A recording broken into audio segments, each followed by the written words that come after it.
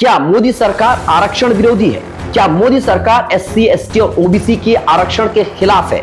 ये जो इश्तिहार आप देख रहे हैं, इसे लेकर फिलहाल मोदी सरकार को घेरा जा रहा है। विपक्ष के नेतागण केंद्र सरकार को आरक्षण विरोधी बताकर केंद्र सरकार पर यह आरोप लगा रहे हैं कि केंद्र सरकार SC, ST और OBC के आरक्षण के खिलाफ है। मोदी जी संविधान निर्माता डॉक्टर भीमराव अंबेडकर के सामने सर तो झुकाते हैं, लेकिन डॉक्टर भीमराव अंबेडकर द्वारा बनाए गए संविधान को नहीं मानते हैं। संविधान में आरक्षण का जो प्रोविजन है उसको नहीं मानते हैं, ये विपक्ष का कहना है। इसके पीछे का क्या कारण है, आइए हम आपको थोड़ा डिटेल्स के साथ समझाते हैं। ये जो इश्तिहार आप देख रहे हैं, इस इश्तिहार को यूनियन पब्लिक सर्विस कमीशन ने निकाला है। जी हाँ, जिसे UPSC कहा जाता है, जिसका एग्जाम देने के बाद लोग IAS, IPS बनते हैं। इस एडवर्टाइजमेंट में बताया गया है कि जॉइंट सेक्रेटरी, डिप्टी सेक्रेटरी के पदों को मिलाकर के 45 पोस्ट यानी कि 45 पद खाली हैं, जिनको भरा जाना है और इनको भरे जाने के लिए ही इश्तिहार को निकाला गया है।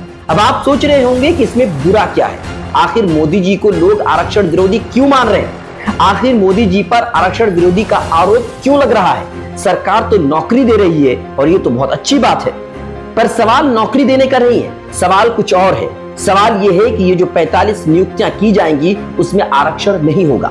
बिना आरक्षण के ये सारे पद भरे जाएंगे, बिना परीक्षा के सीधी भर्ती के तहत सिर्फ इंटरव्यू के द्वारा ही इन पदों को भरा जाएगा, जिसे लेटरल एंट्री कहा जाता है। बिना IAS बने जॉइंट सेक्रेटरी और डिप्टी सेक्रेटरी लेवल के पदों पर भर्ती की स्कीम को लेटरल एंट्री कहते हैं। नीति आयोग द्वारा शुरू की गई इस स्कीम के तहत प्राइवेट सेक्टर में काम का अच्छा खासा अनुभव रखने वाले लोग सीधे जॉइंट सेक्रेटरी लेवल के पद पर 3 साल के लिए भर्ती हो सकते हैं, जिसे 5 साल तक के लिए बढ़ाया जा सकता है। इस पद पर भर्ती होने के बाद हर महीने 2 लाख रुपए तक की सैलरी मिलती है। अब इन पदों को लेकर के बवाल क्यों है, इसको समझना जरूरी है।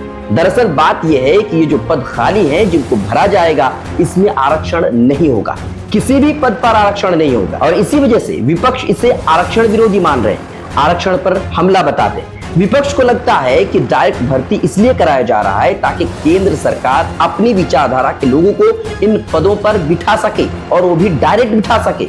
मोदी सरकार ने इससे पहले भी 2017-18 में नोटिफिकेशन निकालकर 2017 से लेकर के 2023 के बीच में लगभग 50 लोगों को नियुक्त किया है, जिसमें आरक्षण नहीं था। और फिर अब जो लेटरल एंट्री का इश्तिहार आया है, इसमें भी आरक्षण नहीं है और यही वजह है कि विपक्ष हमलावर है।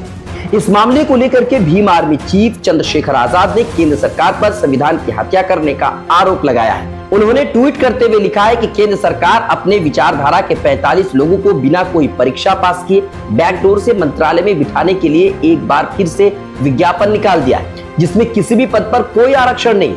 वो आगे लिखते हैं कि लेटरल एंट्री के जरिए भरे जाने वाले इन पदों में 45 joint secretary, director, deputy secretary हैं और अगर UPSC परीक्षा के माध्यम से इन 45 IAS की नियुक्ति करती तो उसमें SC, ST, OBC वर्गों का आरक्षण होता, यानी कि 45 में से तकरीबन 23 अभ्यर्थी दलित, पिछड़ा और आदिवासी वर्ग से चयनित होकर के आते।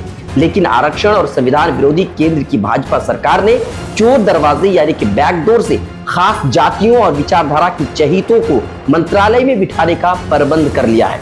भीम आर्मी चीफ चंद्रशेखर आजाद ने इसको लेकर सड़क से लेकर सदन तक पुरजोर विरोध करने की बात कही है।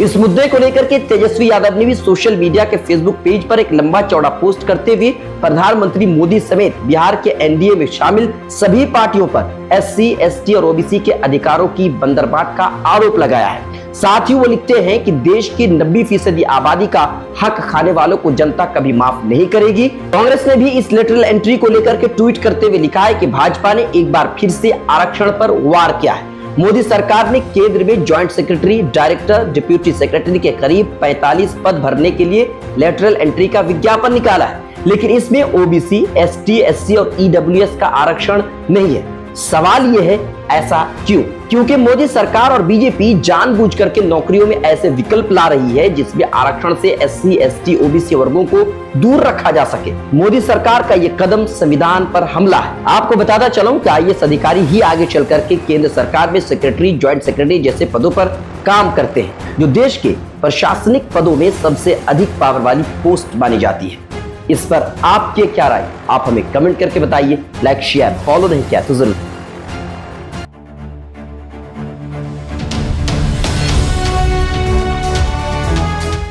ट्रू रिपोर्ट्स, सच आप तक।